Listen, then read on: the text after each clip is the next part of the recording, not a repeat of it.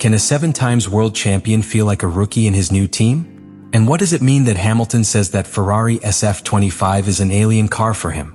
Today we will reveal the hidden truth behind the brutal adaptation process of Lewis Hamilton in Ferrari. The arrival of Lewis Hamilton to Ferrari was much more than a simple sports transfer. It was an emotional leap, a personal commitment, and a professional disruption that moved him away for the first time in almost 2 decades of the technical ecosystem that saw him succeed. For many, it was the last great play of a pilot who had already won everything. But for Hamilton, it was also an act of renewal. What did not anticipate was the deeply disconnected that it would feel behind the SF-25 wheel. It was there, in Hungary, where Hamilton reached its emotional breakdown point. After a qualifying session in which he was not only widely overcome by Leclerc, but he felt completely out of place, he pronounced the crudest phrase of his recent career: "I am useless, absolutely useless. The car is in the pole, so they probably need to change pilot." It was not irony. It was not sarcasm. It was the confession of a champion who no longer recognized his reflection on the track. A naked Lewis Hamilton, without shields, publicly admitting that the Ferrari challenge was even exceeding its own expectations. And this point cannot be underestimated, because it's not just a pilot losing performance. It is a symbol of sport facing its vulnerability. A multiple world champion, idolized by millions, recognizing that he is failing, who does not understand his car, that he doubts even his continuity. This level of honesty is not common in Formula One, a world where the image is everything, and where errors are usually made up with diplomacy. But Hamilton, far from hiding, used that fall as a catalyst.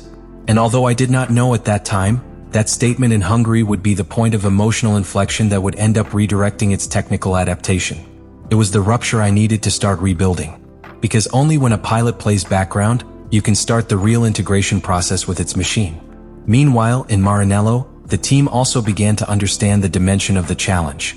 Ferrari had not only hired a name, he had assumed the responsibility of attaching that name with all his history, his style, his technical sensitivity to a completely different environment.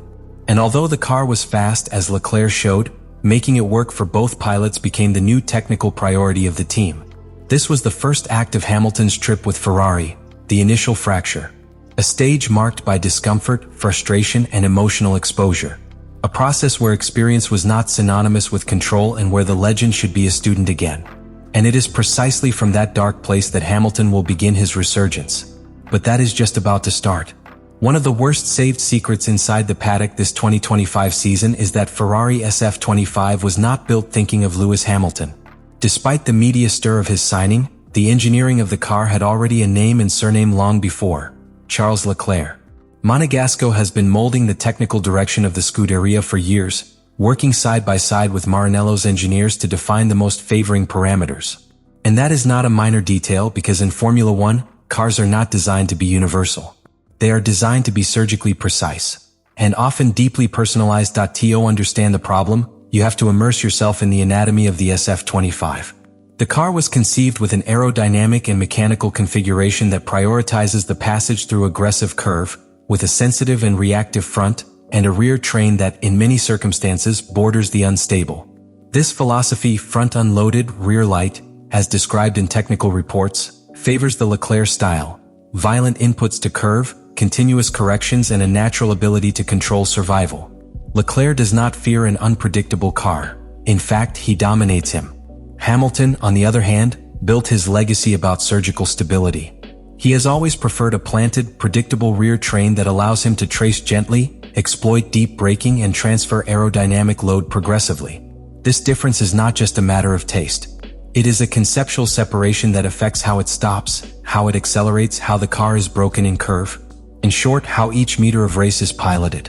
In Mercedes, that style became part of the technical DNA of the car. But in Ferrari, Hamilton has had to part with those automatisms. And the SF-25, with its mass distribution and its narrow operational window, does not forgive. If you do not enter the turn with the right attitude, the car does not respond. If you do not heat the tires with the ideal procedure, stability disappears. It is a car that does not accept midpoints. And that technical rigidity has been one of the greatest barriers for Lewis's adaptation. Telemetry data in the first major awards clearly reflected this disconnection. While Leclerc managed to activate the gums in 2 laps, Hamilton took double. Where Charles could attack the curbs and win time in medium-trained areas, Lewis suffered with rebounds and micro-corrections. The difference was not only in times but in confidence. And that, in Formula One, is the first performance ingredient. The most worrying thing for Ferrari was that this incompatibility appeared just when they expected Hamilton to begin to make a difference. The pressure did not come only from the outside. Internally, Lewis was expected to contribute not only experience but also development. But when the pilot cannot squeeze the car to the limit, he cannot translate his sensations into useful improvements. In other words, Ferrari was obtaining just a fraction of the potential of his star signing. In the midst of this technical tension, Fred Vasseur, team director, made one of the most honest statements of the year. "We underestimate the adaptation process." It was a late but brave recognition, because it means admitting that Ferrari was not fully prepared to manage two driving styles so opposite within the same car. And that, at the structural level, opens many questions. Should Ferrari redirect the development of the car in the middle of the season? Can a single chassis satisfy two pilot philosophies without compromising both pilots? This conflict between the car and the pilot is not a simple obstacle. It is the dramatic core of this story, because it's not just about Hamilton to adapt to the car. This is if Ferrari is willing to adapt his car to Hamilton. And that decision will mark the fate of the championship and the legacy of both.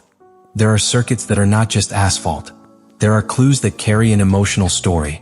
And Monza is precisely that, a sanctuary of speed, tradition, and emotional intensity. For Ferrari, Monza is not one more race. It is an appointment with its own legend. It is the only place where Tifosi's echo can become unbearable pressure or saving energy. And in the case of Lewis Hamilton, it was both.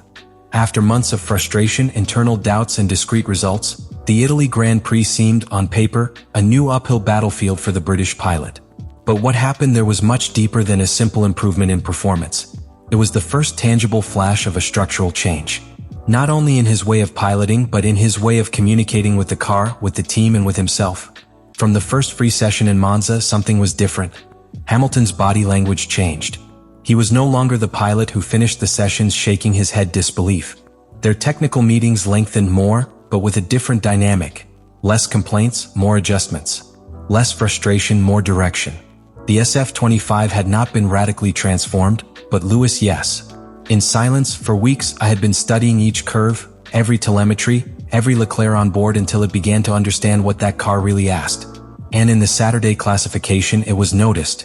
For the first time in the season, Hamilton managed to run a return where the car seemed to follow him, not vice versa. Each braking was clean, every stronger traction.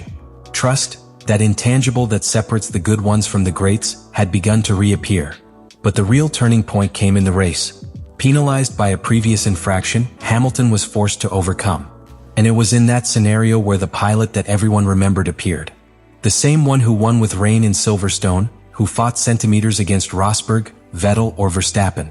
The methodical, calculating, aggressive but surgical Hamilton. Each advance was executed with mastery, every return better than the previous one. And at the end, his words said everything. "I definitely felt on the car today. I was really happy with him." And most importantly, it is the first time since his arrival in Ferrari that his statements do not speak of adaptation, but of connection. It is no longer about surviving. It's about attacking, to compete, to win. This rebirth in Monza, however, was not an end point. It was the beginning of a new chapter. Hamilton showed that he has not come to Ferrari to do emotional tourism. He has come to challenge his own technical limit, to reinvent himself in the decline of his career and write a new story. More complex, more technical, more personal. And this is where the true dilemma enters.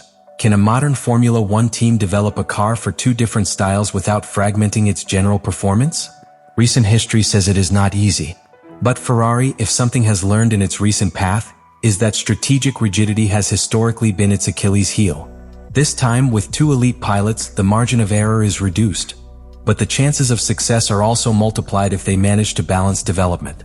Because when a pilot from his caliber acknowledges that he has to learn from scratch, that he must destroy his habits to adapt, we are not seeing weakness. We are seeing courage. The bravery class that transforms the champions into living legends. And that transformation is still ongoing. The great unknown that opens now is not whether Hamilton can be competitive. It is if Ferrari will know how to evolve with him. If they can sustain this delicate alliance between two different worlds, the technical world of Leclerc and Lewis's emotional world, without collapse under the weight of their own ambitions.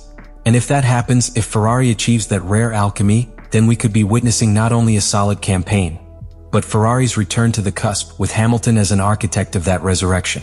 But this is just a part of the story. The real outcome is being written a career after career. And that takes us to you. Now it's your turn to answer. Do you think Lewis Hamilton can maintain this upward curve and can with Ferrari get podium this year? Ferrari?